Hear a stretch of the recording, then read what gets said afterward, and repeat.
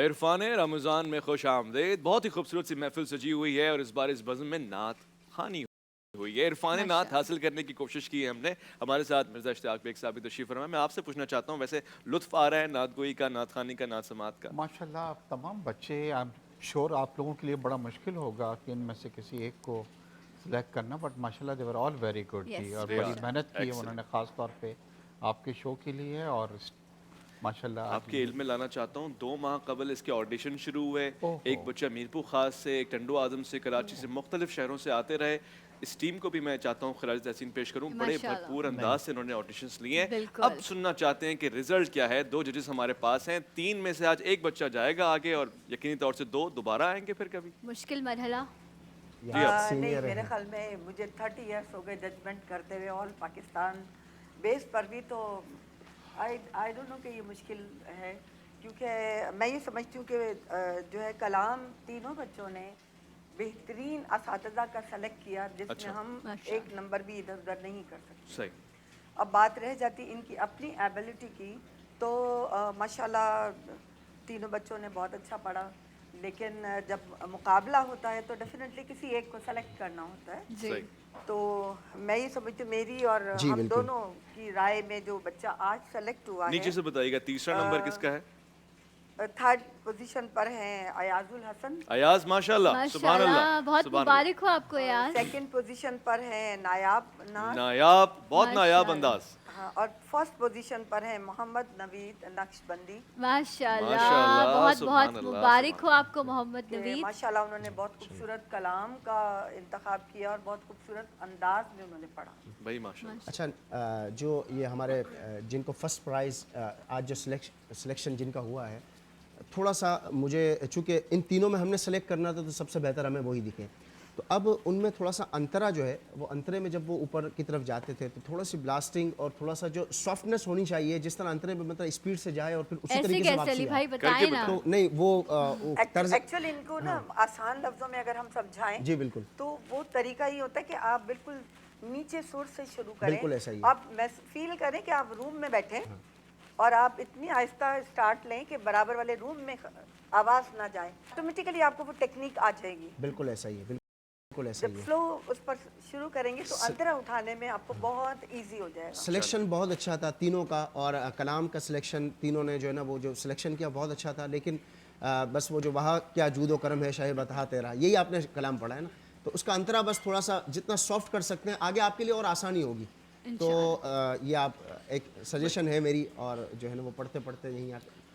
بہت بہت بہت مبارک ہو آج کے ونر کے لیے. اور میں ہمیشہ یہ کہتا ہوں, 3 سال تو مجھے یہاں عرفان رمضان میں کہتے ہوئے ہوگا, اس سے پہلے دیگر جگہوں پہ, کہ نعت گوئی میں, نعت خوانی میں کوئی بھی ہارتا نہیں ہے, ہر کوئی جیت کے جاتا ہے. سرکار محمد مصطفیٰ صلی اللہ علیہ وسلم, ان کے چاہنے والوں کی محبتیں جیت کے جاتے ہیں. تو آج سارے ونرز ہیں, جس کو ایک مرتبہ ملا ہے وہ ایک فائنل میں جائے گا یقینی طور سے مراحل سے گزرتے ہوئے. مگر یاد رہے کہ ایک اور ایسا شخص ہے, یعنی اس پورے مقابلے میں, جو وائلڈ کارڈ انٹری کے تحت, جو خصوصی تعزیت کے تحت, یا خصوصی احترام کے تحت, یا خصوصی حوصلہ افزائی کے تحت, کسی بھی انداز سے, جو آپ لوگوں کی فرمائش کے مطابق یہاں پر آئے گا. سوشل میڈیا پہ آپ جس کا کمنٹ زیادہ کریں گے, واٹس ایپ پہ جس کے لیے زیادہ میسیجز بھیجیں گے, اس کو ہم اسپیشل انٹرسٹ دیں گے. بالکل ایسا ہی ہے, اور وہ فائنل میں کمپیٹ کرے گا, اور انشاءاللہ یقینی طور سے وہ آپ کی چوائس کے مطابق ہوگا. مجھے یقین ہے ججز اور آپ کی چوائس ایک جیسی ہی ہوگی, مگر پھر بھی ہم نے آپ کو موقع دیا ہے.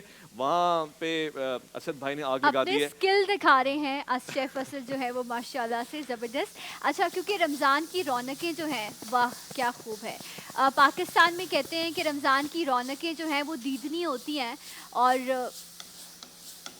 یہ رونقوں کی بات ہو رہی ہے, موروکو میں رمضان کیسے منایا جاتا ہے یہ تو بتائیں. موروکو میں کیسے ہوتا ہے رمضان؟ دیکھیے, موروکو مسلمان کنٹری ہے اور عرب کنٹری ہے, اور موروکو اس لائک میرا 2nd ہوم ہے, اور کئی رمضان میں نے وہاں گزارے ہیں. موروکو میں ایک چیز دیکھیے کہ اس کو ایک فیسٹیول کے طور پہ رمضان کو مناتے ہیں, اور بڑی خوشیاں منائی جاتی ہیں.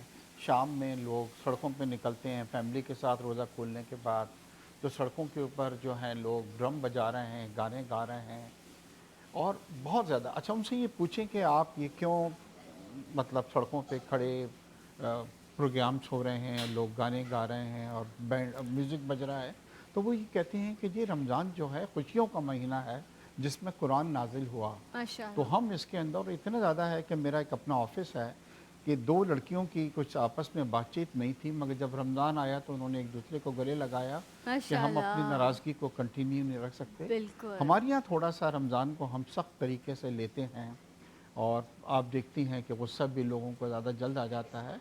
तो इसको जितना हम एक फेस्टिवल के तौर पे इसको अगर हम मनाएं, ये बताइए, महंगाई वहाँ होती है, कीमतें बढ़ती नहीं, हैं? बड़ी हैरानगी की बात है क्योंकि मोरक्को की लोकेशन वो बिल्कुल वाहिद कंट्री है जो यूरोप से कुछ किलोमीटर के जी। ऊपर है।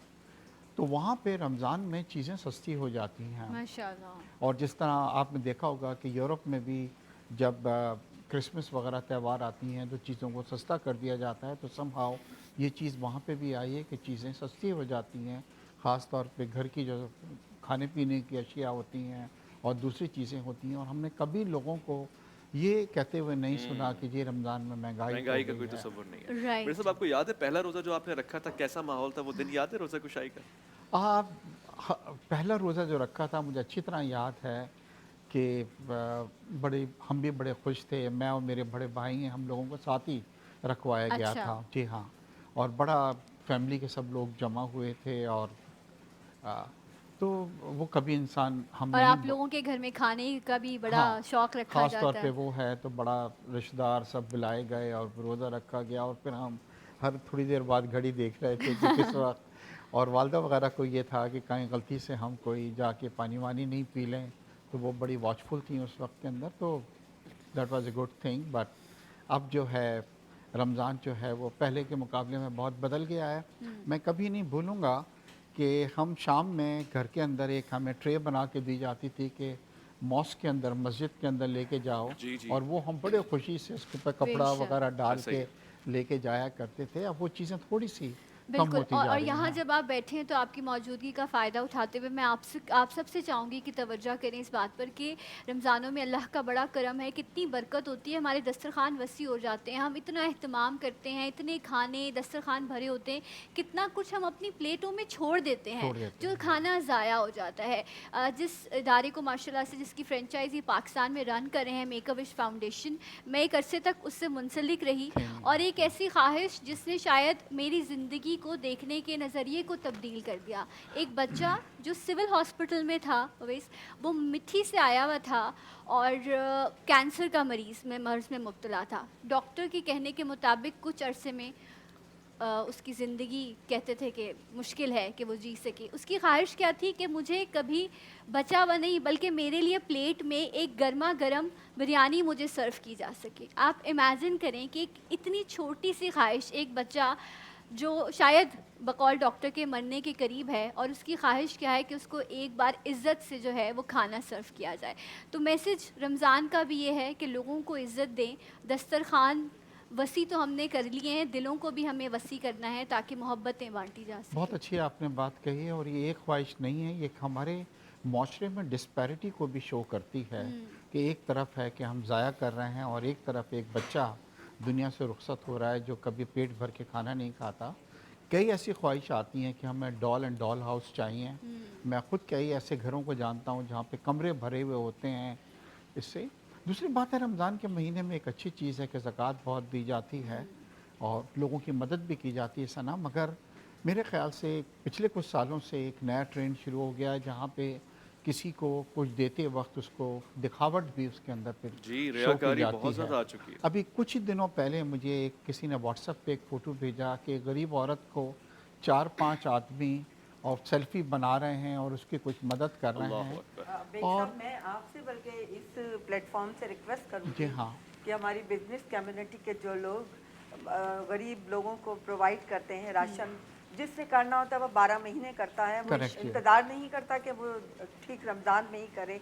लेकिन मैं आपसे रिक्वेस्ट करूँगी कि मैं खुद भी FPCCI की हाँ जी, मुझे आप कमेटी वहाँ की पे मैं अक्सर जी, नज़र एक आती कमेटी हैं की आप। मीडिया जी हाँ, कोऑर्डिनेटर भी जी हूँ। हाँ। तो मैं चाहूँगी कि आपके हवाले से कि आप लोगों को ये शऊर दें कि जब आप किसी गरीब को कुछ देते हैं तो उसकी तस्वीरें बना के फेसबुक पर और व्हाट्सएप जी, पर आज ना इसको डालें। करारदाद के इज़्ज़त-ए-नफ्स तहत लेके मजनून चलते हैं। कीजिए। आज हम ना इस डाला बात को करें, लेकर उसका आते हैं कि अगर आपने आप कभी भी है नहीं तो करना ये छोड़ काम। दीजिए। ये जो बेशक, तस्वीर वाला मामला है, देखिए हम आम तौर से कहते हैं कि तस्वीरें वहाँ ली जा रही हैं हर लम्हे की, वो जिसका आपको शऊर भी नहीं है, वो मोमेंट्स जो आपको पता है कि कोई नहीं देख रहा, खुदा वो देख रहा है, तो वो ज़्यादा मकबूल हैं, वो ज़्यादा मंजूर हैं। एक ऑप्शन होता है, बाज़ अक़त आप प्रमोट करते हैं नेकी को, भलाई को, चाहते हैं कि दूसरे लोग भी इसमें हिस्सा डालें, मगर ये वाज़ेह रहे कि एक हाथ से दें तो दूसरे हाथ को खबर ना हो, ये हमारा मोटिव भी। एक वक्फा ले रहे हैं, लौट कर आएंगे, उसके बाद बात होगी मज़ीद। खूबसूरत सी बातें हो रही हैं यहाँ पे और ज़रूरी बातें हो रही हैं। इरफान रमज़ान में आपका इंतज़ार रहेगा। इरफाने रमज़ान, इरफाने रमज़ान, इरफाने रमज़ान, इरफान